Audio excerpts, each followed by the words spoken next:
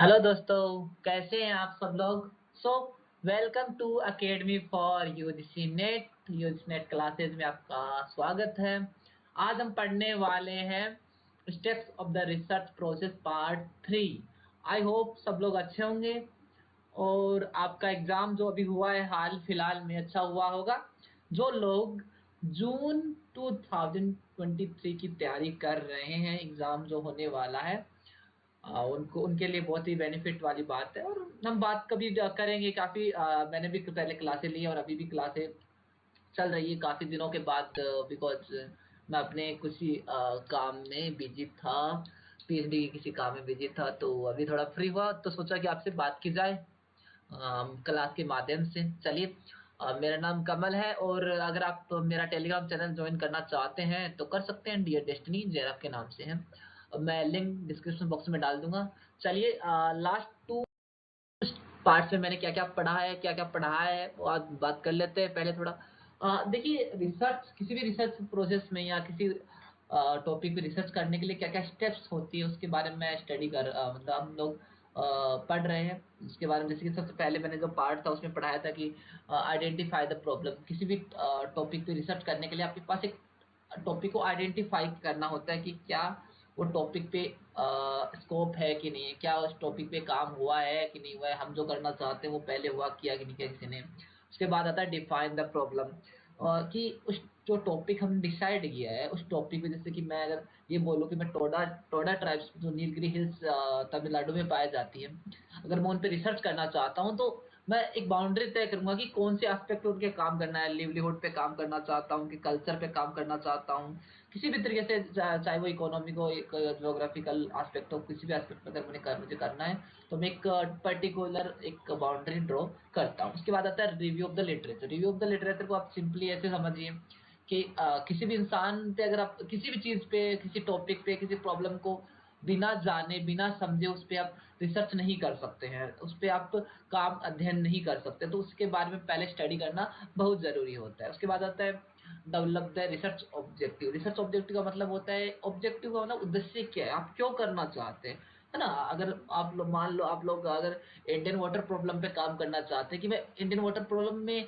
क्या प्रॉब्लम क्या है, कि वाटर वाटर क्राइसिस है, कि जो पानी की जो एक वैल्यू होती है वो कितनी डिक्रीज हुई है उसके बारे में काम करना है, किस पे करना है, और उस पे बाद जो फाइंडिंग्स निकलती है वो ऑब्जेक्टिव पे ही डिसाइड होती है। उसके बाद आता है रिसर्च डिजाइन। देखिए, तो सिंपली हम ये कहें कि रिसर्च डिजाइन क्या होता है, कि जैसे कि अगर आपको किस तरीके का डाटा चाहिए, किस तरीके का आपको सैंपल साइज होगा, किस तरीके से आप करना चाहते हो, पूरा एक रिसर्च आप डिजाइन करते हो, है ना। उस डिजाइन, इस तरीके से आप काम करते हो कि रिसर्च डिजाइन आपका किस तरीके से रहने वाला है। इसके इसमें एक तीन चीज बताई थी। रिसर्च डिजाइन तीन प्रकार की होती है, जैसे कि experimental research design, descriptive research design और एक्सप्लोरेटरी रिसर्च डिजाइन। अब बात करते हैं हम उसके बाद था 6 पॉइंट पे फॉर्मुलेटिव द हाइपोथेसिस। हाइपोथेसिस का मतलब ये होता है कि टेंटेटिव स्टेटमेंट होती है, काल्पनिक, जैसे कि प्रकल्पना बोलते हैं हिंदी में हाइपोथेसिस को। तो एक कल्पना होती है, टेंटेटिव स्टेटमेंट होती है, जिसको डाटा कलेक्शन करने के बाद हम चेक करते हैं कि वो सही है कि गलत है। मैं हाइपोथेसिस, मैंने उसके लिंक डाल दूंगा, आप आराम से हाइपोथेसिस मैंने अच्छे से पढ़ाई है। जो भी लास्ट के दो पार्ट है वो आप अच्छे से देख सकते हैं। उसके बाद आता है कैरी आउट द सैम्पलिंग। देखिए, सैम्पलिंग का मतलब होता है कि एक कुछ टोटल पॉपुलेशन को कुछ पार्ट या कुछ सैंपल के थ्रू हम रिप्रेजेंट करते हैं। वो सैंपल जो हमारे टोटल पॉपुलेशन को रिप्रेजेंट करता है। क्या होता है कि हम पूरे यूनिवर्स को, पूरी टोटल पॉपुलेशन को स्टडी नहीं कर सकते। अगर आप किसी गांव को या किसी बड़े क्षेत्र को या किसी एरिया को स्टडी करना चाहते हैं तो उसको पूरे, जितने भी आपकी यूनिवर्स है उसको स्टडी नहीं कर सकते, इसलिए आपको उसमें से कुछ सैंपल निकालते हैं। उस सैंपल के थ्रू आप उस सैंपल पे स्टडी करते हो, एक्सपेरिमेंट लगाते हो, और उससे जो रिजल्ट निकलता है ऐसा मानते हो कि जो आपकी टोटल यूनिवर्स है, आपकी जो टोटल पॉपुलेशन है, उसी का ही ये रिप्रेजेंटेशन है। आज हम बात करने वाले हैं डाटा कलेक्शन। डाटा कलेक्शन क्या होता है, फिर नेक्स्ट क्लास में हम बात करेंगे analysis of the data, hypothesis testing, report writing और प्रेजेंटिंग द फाइंडिंग्स। यानी कि अब बात, आज हम डाटा कलेक्शन की बात करने वाले हैं। और देखिए, डाटा कलेक्शन क्या होता है, सबसे पहले इसको समझने से पहले समझिए हम डाटा क्या होता है। Data is an unprocessed raw fact, जो प्रोसेस होने के बाद इंफॉर्मेशन बनता है। अगर आप ये बोल दो कि मैं किसी टॉपिक पे स्टडी करना चाहता हूँ, अगर मैं रिलीजन पे स्टडी करना चाहता हूँ तो मैं यहाँ बैठे बैठे 10 आर्टिकल, रिसर्च क्वेश्चन जो भी चीजें सारी निकाल लूंगा, बट कहीं नहीं कोरिलेट नहीं कर पाऊंगा, उस चीज को समझ नहीं पाऊंगा, इसलिए प्रोसेस करना पड़ेगा, उसको एकदम से कोरिलेट करके समझना पड़ेगा, कंटेक्स्ट में समझना पड़ेगा कि किस तरीके से उसको करना चाहिए, तभी वो आपका डाटा एक इंफॉर्मेशन बन पाएगा, है ना। डाटा जरूरत क्यों है, डाटा कलेक्ट क्यों किया जाता है? देखिए जैसे मैंने बताया था, हाइपोथेसिस को प्रूफ यह है कि फॉल्स है या फिर वो रिजेक्ट करना है कि एक्सेप्ट करना है, इसके लिए हमें डाटा चाहिए। जैसे कि मैं एक स्टेटमेंट देता हूँ कि इंडियन जो हिस्ट्री है, जो इंडियन हिस्ट्री उसमें मुगल जो थे उनका बहुत ज्यादा एक कंट्रीब्यूशन है इंडियन हिस्ट्री में।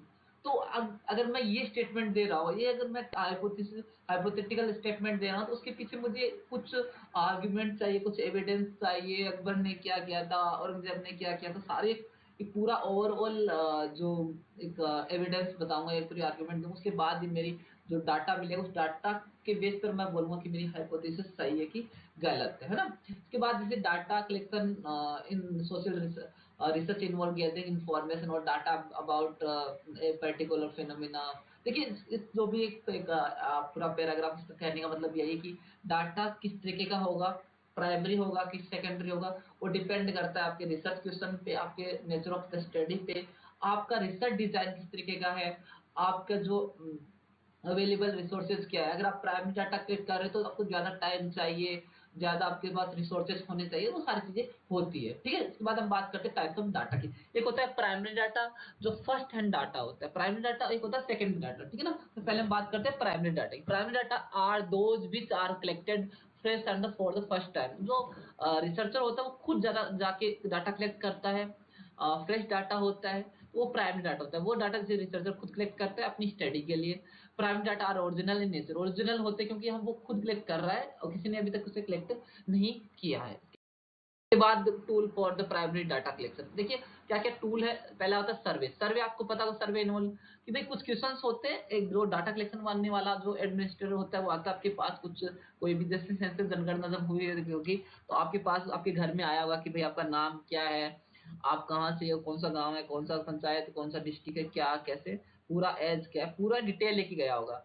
उसी तरीके से आपके वाया फोन भी आपसे बात की जा सकती है, वाया फोन भी आपसे इंटरव्यू लिया जा सकता है, पूछा जा सकता है। जैसे कि कुछ दिनों पहले मेरे पास एक कॉल आया, इलेक्शन होने वाले हैं राजस्थान में, तो राजस्थान छत्तीसगढ़ एमपी में इलेक्शन होने वाले हैं अक्टूबर नवंबर के समथिंग। तो मेरे पास कॉल आया कि राजस्थान गवर्नमेंट का परफॉर्मेंस कैसा है, तो इस तरीके से वो आप कुछ इन्फॉर्मेशन ले सकते हैं, आपसे सर्वे कर सकते हैं, है ना। एक अब आजकल क्या हुआ है, जो रिसर्चर है वो गूगल फॉर्म यूज करने लगे हैं ना, घर घर जाके या किसी से आपने सैंपल है जिसको उसके सीधा आप अगर फिजिकली कांटेक्ट नहीं कर सकते तो गूगल फॉर्म के थ्रू कांटेक्ट करते हैं। ओके, इसके बाद है interview. Interview involve the researcher asking some question, पूछता है, चाहे वो इंडिविजुअल भी हो सकता है, वो ग्रुप भी हो सकता है, फेस टू फेस बात करते हैं ये लोग। ये इंटरव्यू तीन प्रकार के होते हैं, स्ट्रक्चर्ड, अनस्ट्रक्चर्ड और semi structured.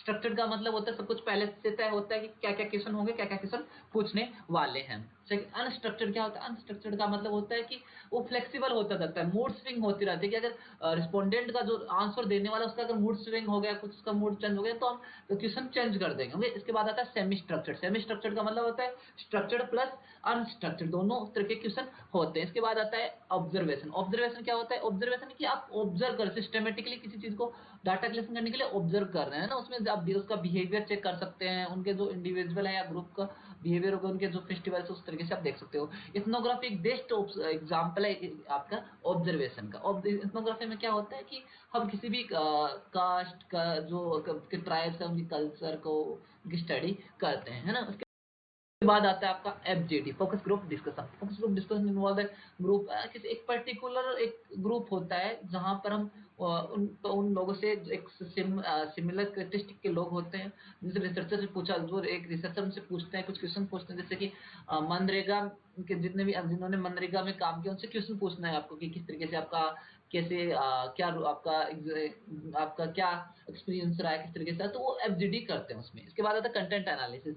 Content analysis involve analysing the visual material, reports हो गए, आपके न्यूज़पेपर हो गए, आर्टिकल्स हो गए, सोशल मीडिया पोस्ट हो गई, सॉन्ग्स हो गए, मूवीज हो गए, एड हो गए, उस तरीके से एक पैटर्न देखते हैं कि किस तरीके का पैटर्न चल रहा है ना, उस कंटेंट को एनालिसिस करते हैं, उसके बाद एक इन्फॉर्मेशन निकालते हैं। इसके बाद आता है केस स्टडी। केस स्टडी क्या होता है? Case study involve the in depth analysis करते हैं। और कैसे करते हैं? किसी इंडिविजुअल पे या ग्रुप पे, किसी इवेंट पे आप स्टडी करना चाहते हैं या स्पेसिफिक इशू पे आप स्टडी करना चाहते हैं, तो इन डेप्थली स्टडी करने के लिए आप केस स्टडी का यूज किया जाता है। इसके बाद आता है सेकेंडरी डाटा। सेकेंडरी डाटा क्या होता है? ऑन द अदर हैंड, यानी कि अगर कोई दूसरा रिसर्चर किसी ने डाटा कलेक्ट किया है और उसका डाटा पर आप यूज कर रहे हैं, तो वो होता है secondary data. Sources of the secondary data. Sources of the secondary data क्या होता है?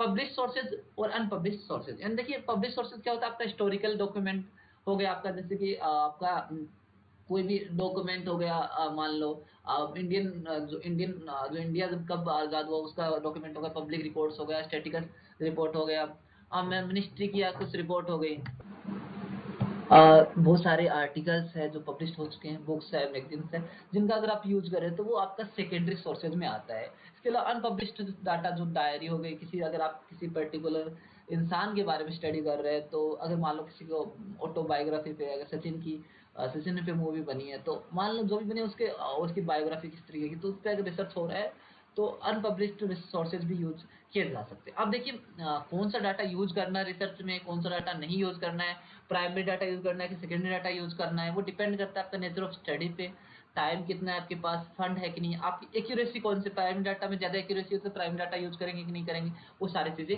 देखनी होती है। तो ये था आपका डाटा कलेक्शन की भी जो एक steps of the research process में डाटा कलेक्शन की स्टेप होती है। तो आई होप आपको समझ में आएगी। इसमें से कोई भी आपके क्वेश्चन है, आपके कोई भी डाउट है, तो आप मुझसे पूछ सकते हैं। And finally, thanks for watching. अगर आपको कोई भी क्वेश्चन है आप बता सकते हैं। जितने भी मैंने फर्स्ट और सेकंड पार्ट लिया है, इसको आप जरूर देखिए, वरना ये पार्ट आपको समझ में नहीं आएगा। तो आप इसको देखना चाहें तो देख सकते हैं, बट जरूरी ये हो जाता है कि आप उस पार्ट्स को भी, जो भी 2 पार्ट्स उनको देखिए।